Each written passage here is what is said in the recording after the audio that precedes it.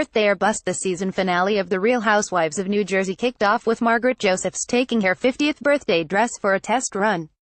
Danielle Staub dropped by to complain more about Siggy Flicker. Despite their differences, Margaret was still inviting Siggy because she didn't want to start World War III. Siggy seemed focused on other things, anyway, as her son prepared to leave for college. Visiting Joe in jail. Margaret wasn't the only one having a birthday though. Teresa Giudice was celebrating a new year as well. While Teresa was touched by the surprised party her family threw for her, she became very tense when discussing her upcoming visit to see her husband, Joe Giudice, in prison. "I'm nervous to see Joe after all this time and I want him to say sorry and really mean it," she confessed to the camera.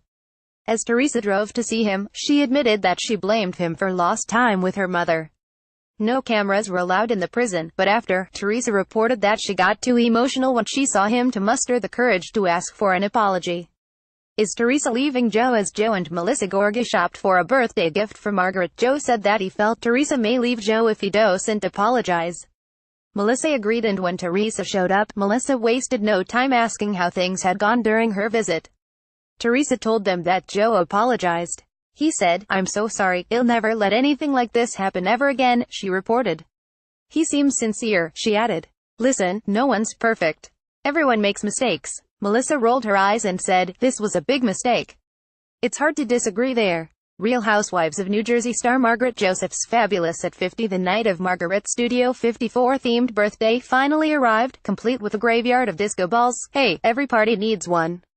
Dolores Catania brought her ex-husband Frank because her boyfriend was working. She was a bit nervous about whether there would be any fighting once Siggy arrived, but she was hopeful the evening would be peaceful. Margaret was carried into the fete on a fake horse held by a group of men. Everything was going smoothly until Margaret heard Siggy wasn't coming.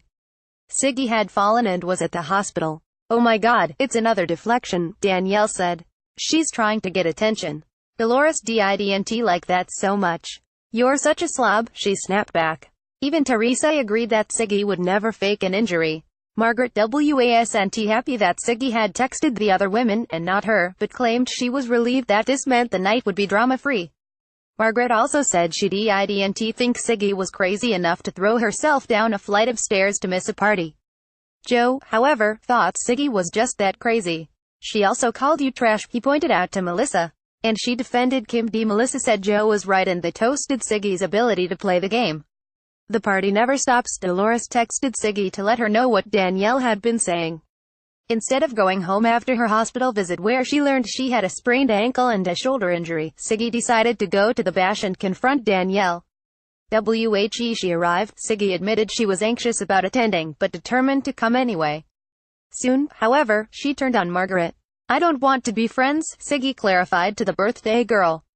"I came here to be with Teresa and Melissa." Margaret was justifiably upset. "If you don't want to be here, just f***ing leave." And leave she did. In a show of solidarity, Dolores and Teresa left with Siggy.